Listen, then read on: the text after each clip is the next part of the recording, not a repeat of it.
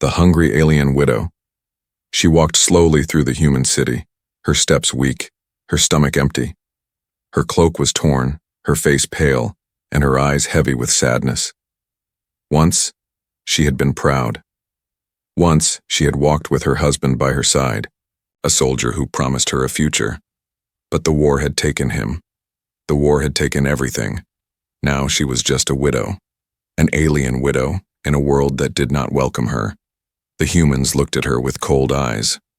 Some turned away, pretending not to see her. Others whispered cruel words as she passed. "Monster," one man muttered. "Beggar," said another. Doors closed when she walked near. Windows shut quickly as if even her shadow brought shame. Her stomach growled. She had not eaten for days. Her people were scattered, broken, hiding, in corners of the galaxy where no human would chase them. But she was left behind, alone. She thought of her husband's voice, the last time he had held her hands. "Stay strong, survive. For me, survive." But how? She reached a market street, filled with the smell of roasted bread and cooked meat. The scent made her mouth water. She stopped near a food stall, watching as humans laughed and ate together. She wanted to beg. She wanted to ask for just one piece of bread. But when she opened her mouth, no words came. Pride stopped her. Pride and fear. The shopkeeper noticed her and shouted, "Get away, alien, you don't belong here." She stepped back quickly. Her empty stomach twisted in pain. She walked again, searching for a quiet place, somewhere she could rest. Her legs shook, her eyes blurred. She leaned against a cold wall, and then she felt it, a small tug on her cloak. She turned her head slowly. Standing there was a little human girl, no more than 6 or 7 years old. The girl's hair was messy, her clothes simple, and her eyes wide with innocence. Unlike the others, she did not look at the alien widow with fear. She looked at her with curiosity. The widow blinked. "What do you want, child?" Her voice was dry, broken.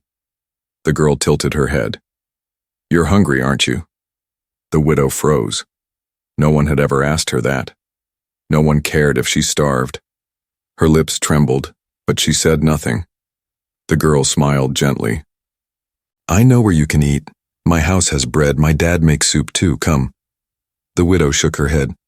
"No, your father will not want me there. Humans hate my kind." The girl's eyes shone with something strange, bravery. She whispered, "If you marry my dad, you will never be hungry again." The widow stared at her in shock. Had she heard right? Marry. A child was offering marriage like it was food, like it was water. She almost laughed, but no sound came. Her chest tightened. She thought the girl was joking. Maybe it was a cruel trick. But the child looked serious. Dead serious. The widow's hands trembled. Why would you say that?" The girl's smile grew brighter. "Because you look so lonely. My dad is lonely too. He works hard, but he eats alone. I don't want him to be sad anymore, and I don't want you to starve." The widow's heart ached. No adult had spoken to her with kindness in months, but here a little girl, a fragile human child, was offering her something more than food. She was offering hope. Her stomach growled again, louder this time. The girl giggled. "See? You really are hungry. Come with me. Please." The widow hesitated. She looked around. People on the street were staring. Some were whispering, some pointing. She felt their hatred, but in the little girl's eyes, she saw none of it. Only innocence. Only kindness. Her pride told her to refuse. Her heart told her to walk away, but her hunger was stronger, and the memory of her husband's last words echoed in her mind. "Survive." She lowered her head. "All right, child. Show me." The girl grabbed her hand with warmth and pulled her gently. For the first time in months, the alien widow did not walk alone, but deep inside she wondered, was this real? Or was it the beginning of another cruel game? the strange offer. The little girl's hand was small and warm, but the alien widow's heart was cold with fear. She followed the child through narrow streets, past houses where humans peeked out of windows. Some faces showed pity, but most showed anger. Their eyes said it clearly: she doesn't belong here. The widow wanted to pull away to escape back into the shadows, but the girl's grip was strong for someone so small. "Don't be afraid," the girl whispered. "My dad won't hurt you." Her words were simple, but they carried a strange power. The widow had heard too many promises before, promises of safety, of peace. All had turned to dust. Yet this little one spoke like she believed in miracles.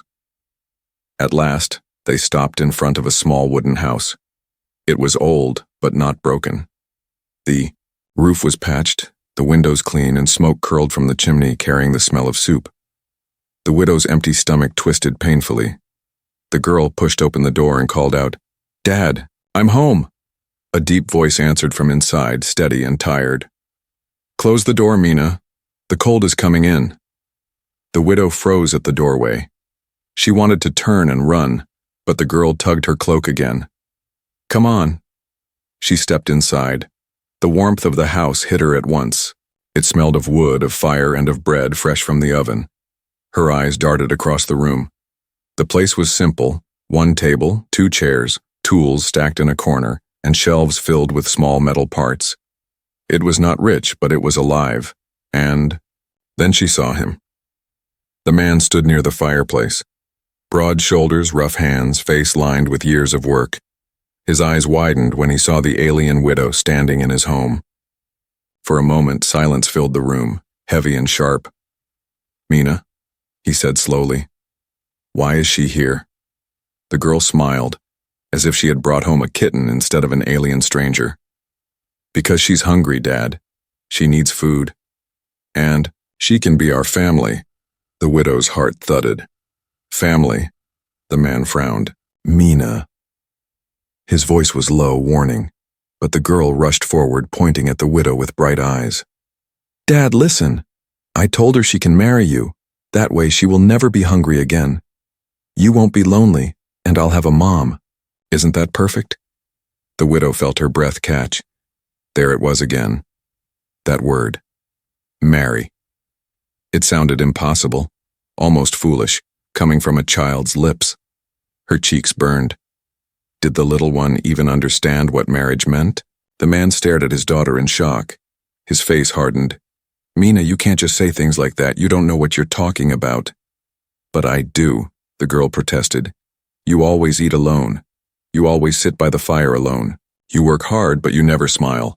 She can make you smile again, I can see it." The widow looked at the man. His eyes were like steel, filled with caution, yet there was no hatred. Not yet. But his silence was worse than shouting. Finally, he turned to her. "Did you ask for this?" His voice was sharp, testing. The widow shook her head quickly. "No, I did not," the child offered, "and I was too weak to refuse food." Her voice cracked with shame. "I am not here to trick you." The man studied her. His jaw tightened. He saw the hunger in her face, the weight of grief in her eyes. He was not blind. He knew she was telling the truth. "Mina," he said firmly, "go wash up for dinner." The girl pouted. "But now." She sighed but obeyed, skipping off to the back room. The room grew quiet. Only the fire crackled. The man crossed his arms and looked at the widow. "You should not be here. If the neighbors see you, there will be trouble.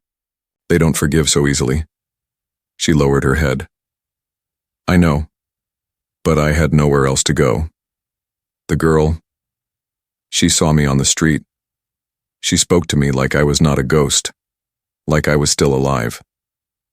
Her words trembled. She hated showing weakness, but she could not stop. The man's face softened just slightly. "What's your name?" She hesitated. Her name felt like something from another world, something too fragile to share. But at last, she whispered it. The man nodded slowly. "I'm Aaron," he said. Silence again. He rubbed his forehead, as if the weight of the world pressed on him. Listen, I don't know what my daughter sees in you, but she's a child. She believes in things that don't make sense. I can't just... He stopped. His eyes met hers. But I also can't throw a starving widow back into the cold. The widow's heart thudded harder. Was that mercy she heard in his voice? Or pity? He pointed at the chair near the table. Sit, eat. But don't think this means anything more. Not yet. The widow's hands trembled as she lowered herself into the chair. She smelled the soup bubbling on the fire. Her mouth watered, but her chest was heavy with confusion. Marry. A child's word. A dream too strange to be real. She looked toward the back room, where the little girl's laughter echoed. For the first time in months, the widow felt something more dangerous than hunger. She felt hope. Meeting the father. The alien widow sat at the wooden table, her hands shaking as the bowl of soup was placed in front of her. The warmth of the fire touched her skin, but inside she felt cold. She was inside a human's home, a place she never thought she would enter. Aaron, the father, watched her closely. He didn't speak at first. He leaned against the wall, arms crossed, studying every detail, the way her hands trembled, the way her eyes darted around as if expecting someone to throw her out at any second. She picked up the spoon slowly. The smell of the soup was rich, and the taste when it touched her tongue was almost too much. Tears burned her eyes, but she quickly blinked them away. She didn't want to show weakness. Not here. Aaron's voice broke the silence. So, my daughter found you on the street? The widow lowered her spoon. Yes. And she told you to marry me? His tone was sharp, but there was also something else beneath it. Disbelief. Confusion. She nodded once. I told her no. But she insisted. Aaron sighed and rubbed the back of his neck. That girl. He shook his head. She doesn't understand the world. She thinks love and food can fix everything. The widow looked down at the soup. She understands more than most adults. She saw me when no one else would. Aaron went silent. His eyes softened for just a moment, then turned hard again. Do you know what it means letting you stay here? If the neighbors find out, if the council hears about this, they'll come. They'll demand I throw you out, or worse. The widow's stomach clenched. She had known it. Safety was never real. Not for her kind. I can leave after I eat, she whispered. Aaron frowned. And go where? Back to the streets? You'll be dead in a week. The words stung, but they were true. She had survived this long only through luck. That luck was running out. The door creaked, and little Mina ran back into the room. Dad, did you tell her she can stay? Aaron sighed.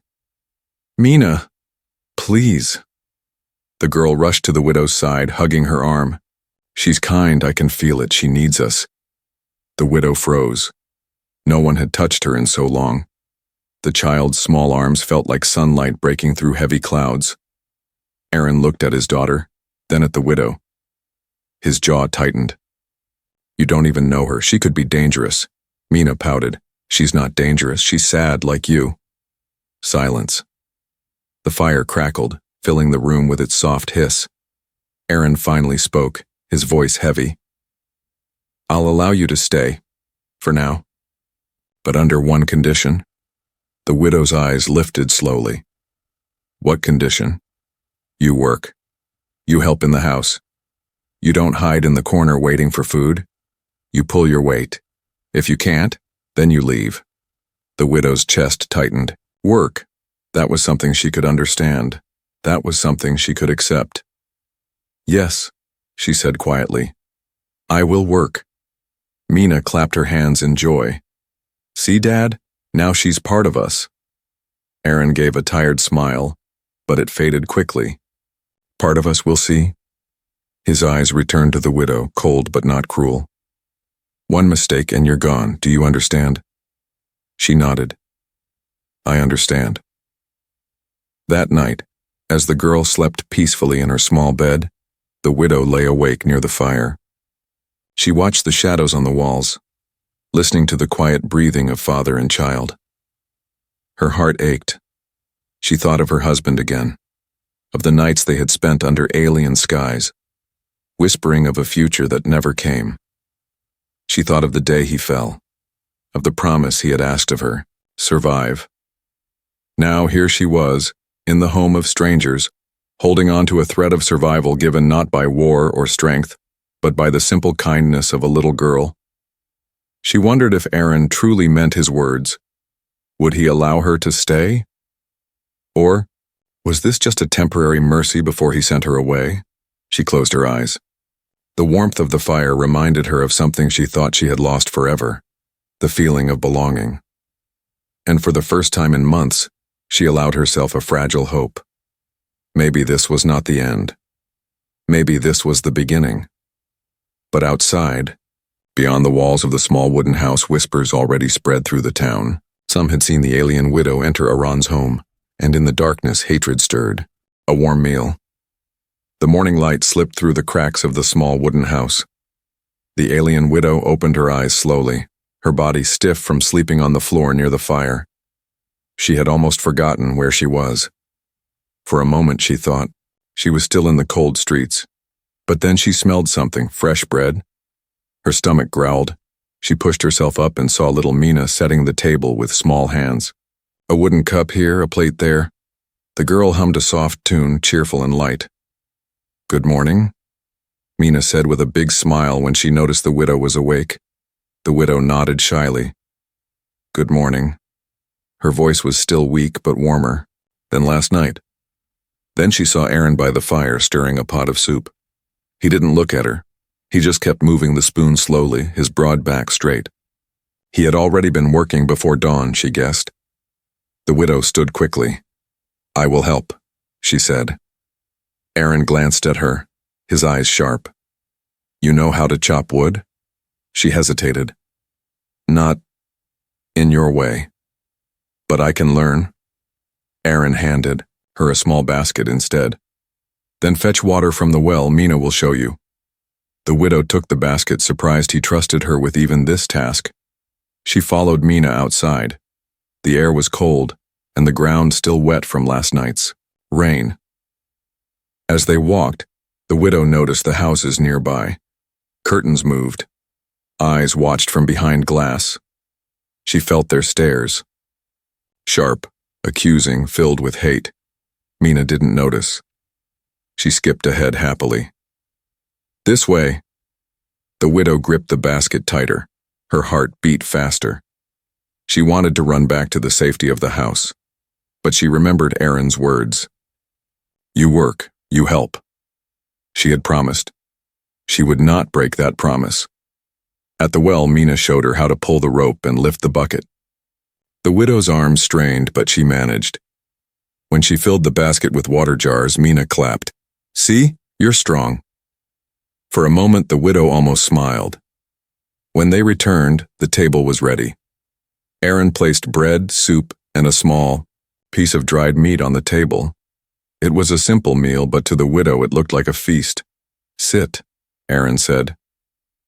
The widow sat, unsure if she was truly allowed.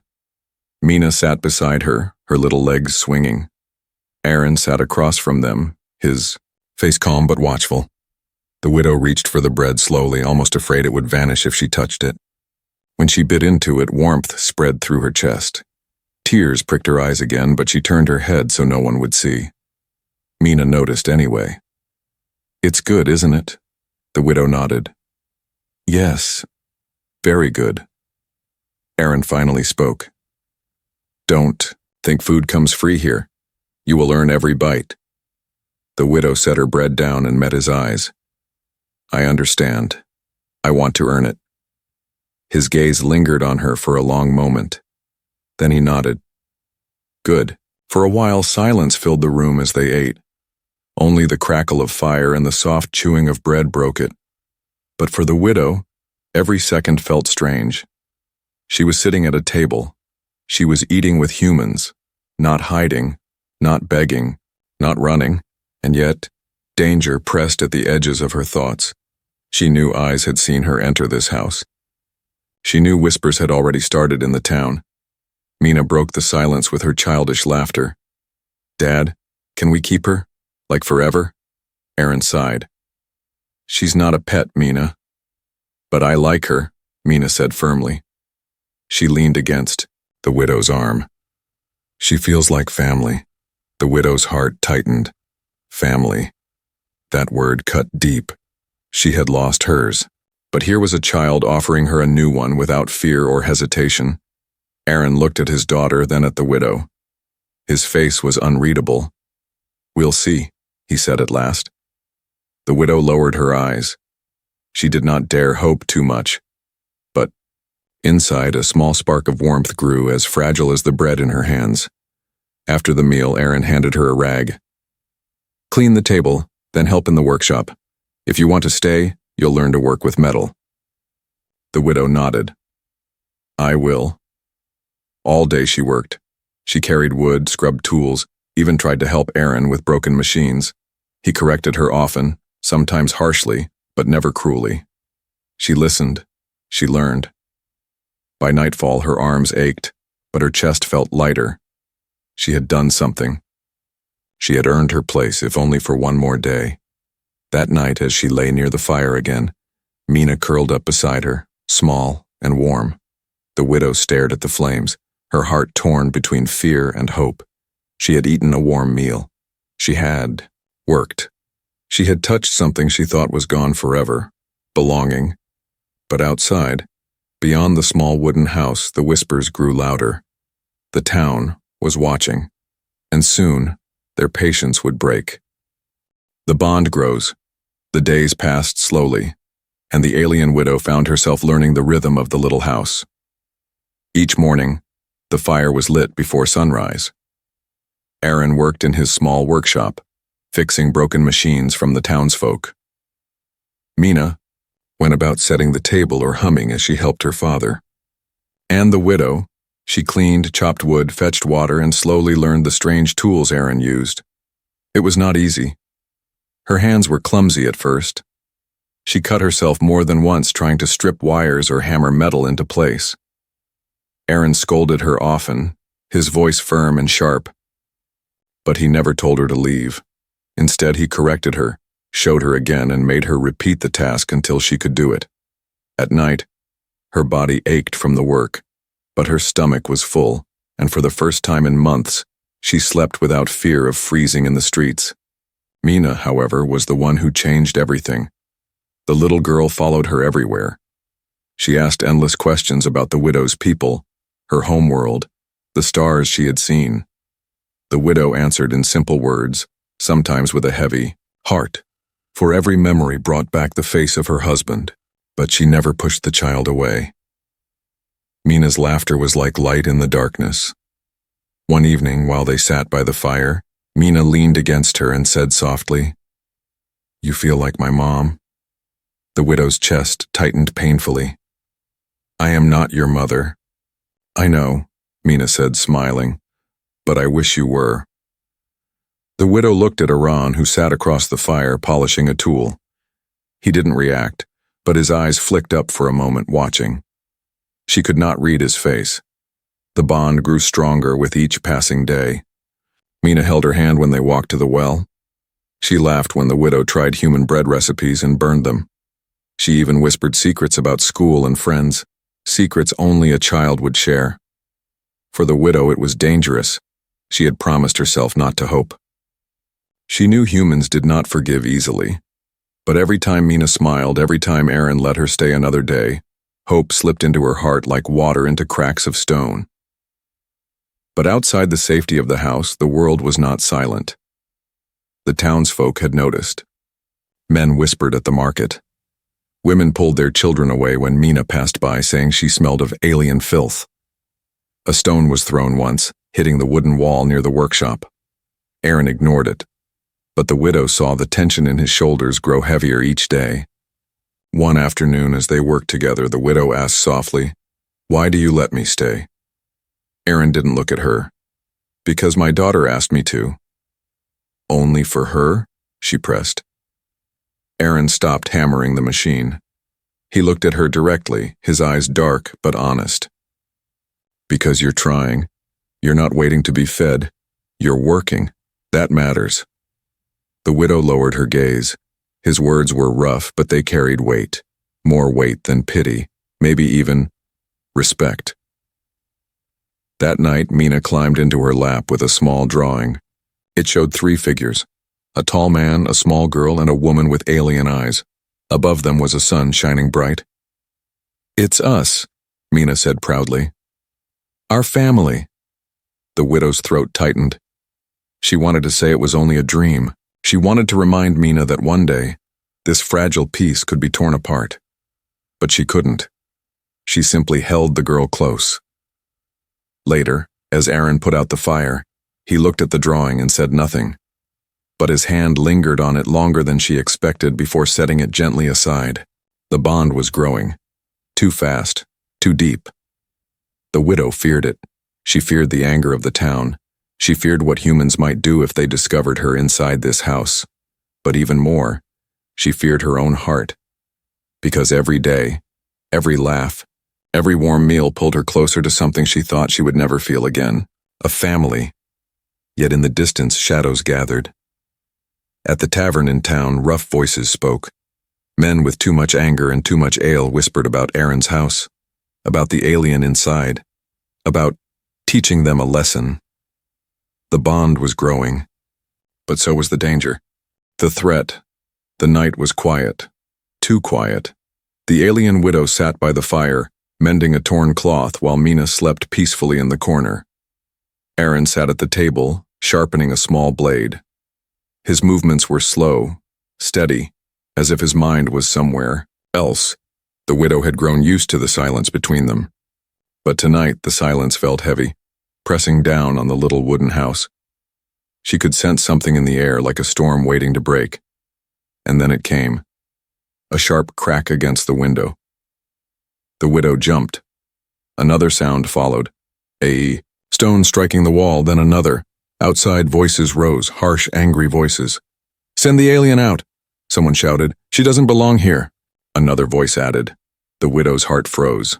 She looked at Aran. His jaw was set like stone. Slowly, he stood and walked to the door. "Stay inside," he told her firmly, but she stood as well. "If they want me, I should go." Aran turned sharply, his eyes blazing. "No, you don't step outside, not tonight." Before she could argue, the door shook as fists pounded against it. Mina woke with a start, rubbing her eyes in confusion. "Dad?" she whispered, frightened. Aaron placed a hand on her head. "Go, back to bed, Mina, it's nothing." But it was not nothing. The voices outside grew louder, more furious. Shadows moved past the window. A crowd was forming. The widow's chest tightened. She had known this day would come. She had warned herself not to hope, not to believe in safety. And now the hatred of the town stood just outside the door, ready to tear it all away. Aaron opened the door. Cold air rushed in. The widow saw them, men with torches, women with angry eyes, even older children holding stones. Their faces were twisted with fear and hate.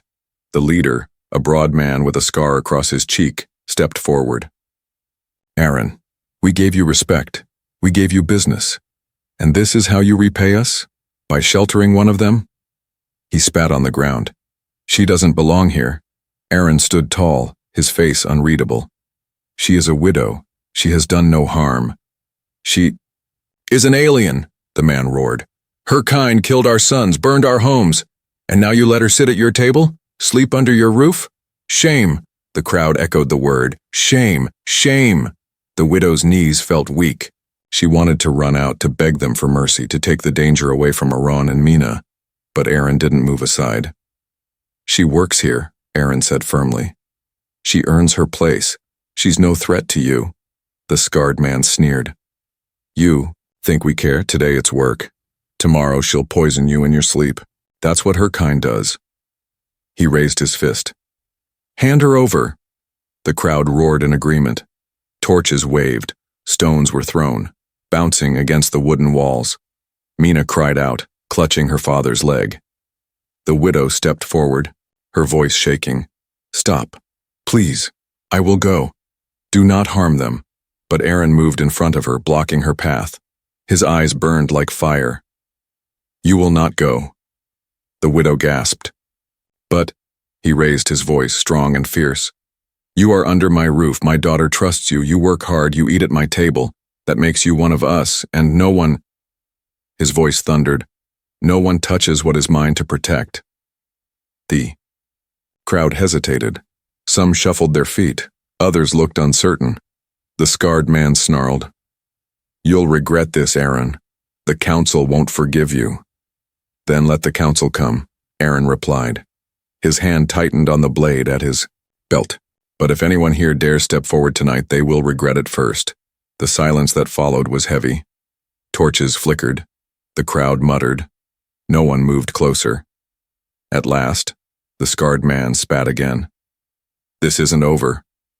He turned, sharply, and walked away. One by one, the others followed, their voices fading into the night. When the last footsteps were gone, Aaron closed the door and bolted it. His shoulders sagged, but his face was still hard. Mina clung to him, trembling. Dad, they hate us now. Aaron hugged her close. Let them hate. We have each other. The widow stood frozen, her heart racing. She had expected Aaron to give her up, to push her into the night to save himself and his daughter. But he had done the opposite.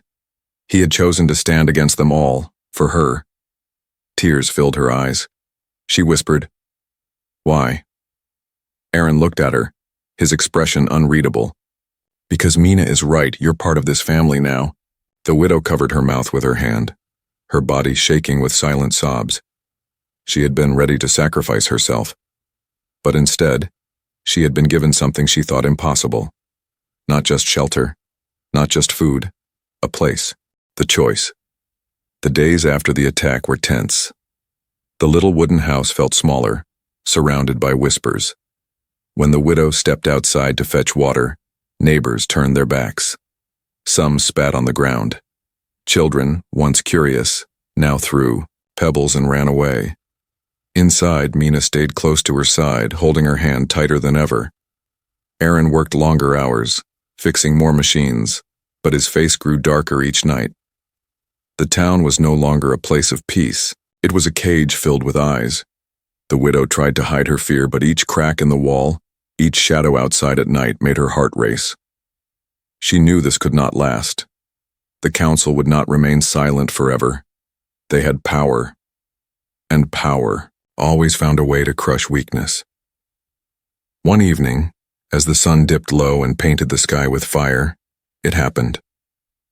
The knock on the door was not angry like before. It was cold, official.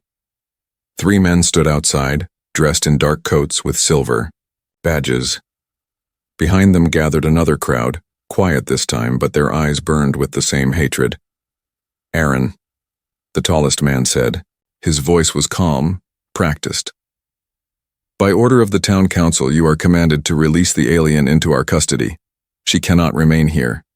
Mina clutched her father's arm. No, she cried. She's my mom now. The widow's heart broke. She tried to step forward. I will go, she whispered.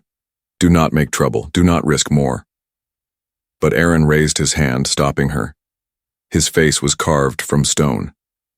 No, she stays. The councilman frowned. Aaron, think carefully. You have a daughter to protect. If you resist, you will lose your place in this town. No work, no trade, no friends. The crowd murmured in agreement. Fear hung in the air. But Aaron's voice rose above it. You speak of trade, of work, of neighbors. But what do those mean if I give up my honor? If I betray the trust of my daughter? If I throw out the woman who has stood beside us, worked beside us, and become part of our lives? He stepped forward, pulling the widow gently with him. His hand closed around hers, firm, unshaking. The widow gasped softly, her body trembling. Aaron's voice thundered. She is my wife now. My family. Touch her, and you touch me. Touch me, and you declare war on my home. The words echoed in, the air like a hammer striking steel. The councilman blinked in shock. Murmurs rose from the crowd. Some gasped. Others hissed in anger, but no one moved. Aaron stood tall, his hand wrapped around the widow's, his broad shoulders blocking any step forward. The widow's knees weakened. She whispered, "Why would you say this? Why would you bind yourself to me?" Aaron looked at her, and for the first time, there was no wall in his eyes, only truth. "Because you already are. You worked. You cared for my daughter. You became part of this house. Titles don't make a family. Choices do. And I choose you." The widow's tears fell freely. She had been hungry, lost, broken. She had been ready to die in the cold streets. And now, here, a human man had declared her as his wife before the whole town. Mina cheered loudly, her small voice ringing clear. "See? I told you, we're a family now." The crowd shifted uneasily. Some looked away, some muttered, but none stepped forward. Aaron's defiance had shaken them. He was a man respected for his strength and his work. To challenge him was to risk more than pride. At last, the councilmen exchanged glances. The tallest one spoke again, his voice tighter now. "This is your choice, Aaron, but remember, you stand against the council. Do not expect protection when the time comes." Aaron's grip tightened. "I don't need their protection. I'll protect my own." The men left, their footsteps fading into the night. The crowd followed, grumbling but defeated. The door closed. Silence filled the house. The widow turned to Aaron, her chest rising and falling. She could hardly breathe. "You have ruined your life for me." Aaron shook his head. "No, I saved it." Mina hugged them both, her little arms wrapping around their waists. "Now we're safe, forever." The widow looked down at the girl, then at the man who had chosen her, who had stood against an entire town for her sake. She no longer felt like a beggar or a ghost or a broken widow. She felt like something stronger, a wife, a mother, a human's equal. And as the fire warmed the room, she whispered softly, "Thank you for giving me a home." But outside, in the darkness beyond the wooden walls, unseen eyes watched. Not all enemies had left. Not all dangers were gone. The town was only the beginning. The galaxy itself would soon learn that the choice made in one small wooden house could shake the stars.